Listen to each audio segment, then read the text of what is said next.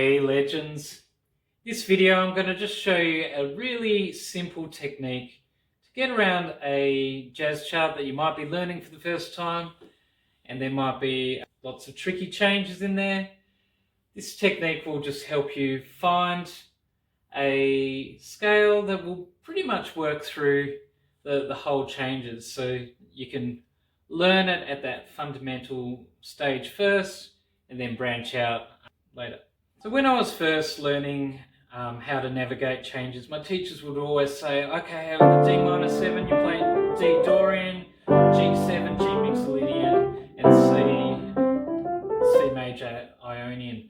And that got pretty overwhelming pretty fast.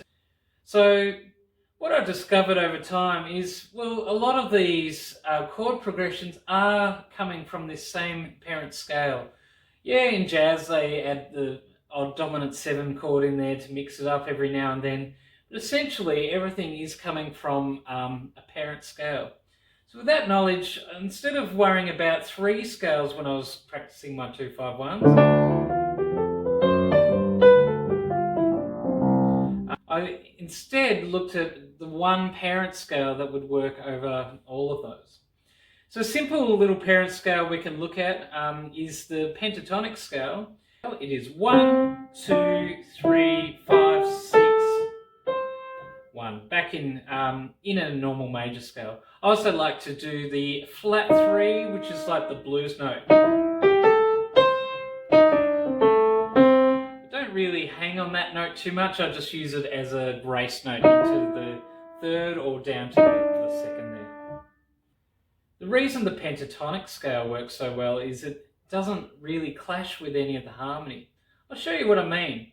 So in the key of C major, I might be doing a 2-5-1, D, G7, and C major. What I'm going to use is the C major pentatonic, and I'm going to slip into that major 3rd because that's my, my blues note. So now I'll show you how I'll apply that major pentatonic scale over a 2-5-1 in C major.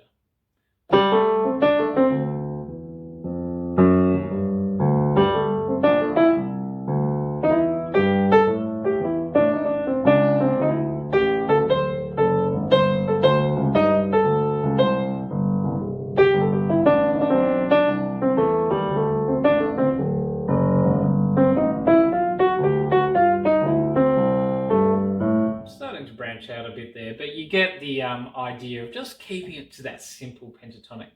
Alright, let's show you over the changes of All of Me. So All of Me is C, E7,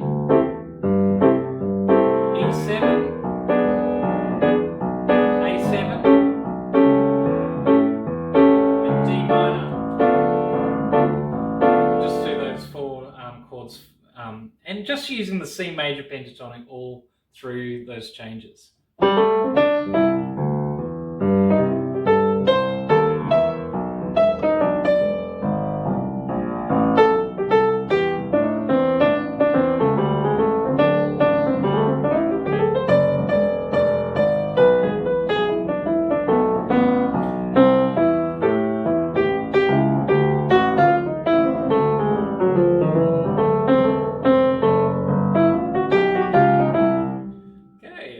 Again, I'm sort of starting to branch out from there, but I am still thinking in terms of C major pentatonic the whole way. Where I do start to branch out is I start adding elements of the C minor blues scale. So you saw that lick I did at the end.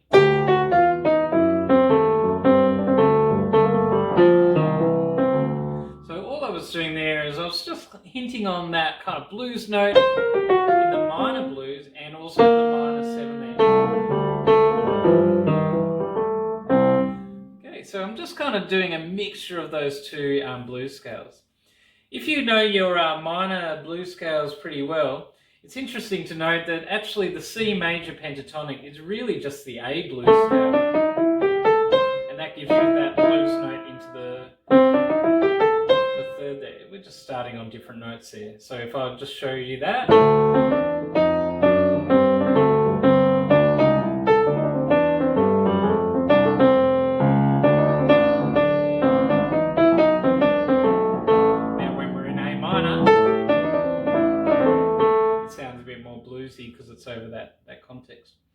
so you get the idea, simple major pentatonic scale, and that's just going to see us through all the changes, and it'll just lead us to some nice simple licks that we can use. We can still eventually learn how to branch out on those changes, but knowing those simple licks are actually a really good place to take your solo back to, just to really ease the listener back into the key that it all originates from.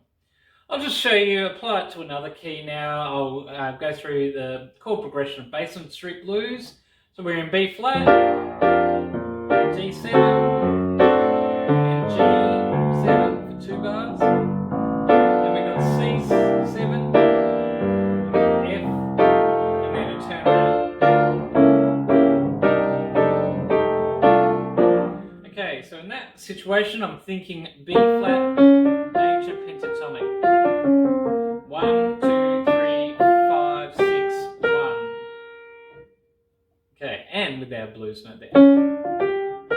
Okay, so here we go with Basement Street Blues, just noodling in the major pentatonic.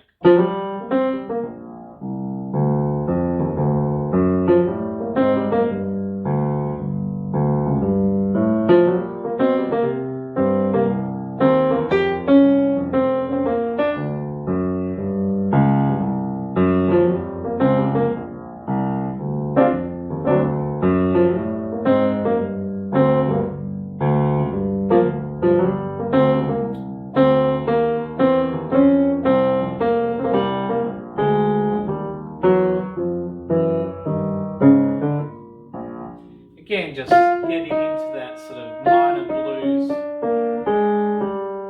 just adding a few of those notes just to give it that sort of flavour. So yeah, there you go, major pentatonic. When the changes get too tricky, or you just don't have time to really learn your charts and someone throws you a solo, there you've got a little safety net just to bring it back. And you know what? Simplicity is great. You don't have to go a million miles per hour doing all your altered scales and whatever, particularly when, you know, the soloist before you has just shredded it and you're like, ah! And yeah, you're throwing to me. Show that you can just play it cool, keep it simple. And people will appreciate that you've taken a different approach to the solo than the person who just shredded over lots of different modes. So no shame in just keeping it to that simple technique, because it sounds good. Everyone will love you for it.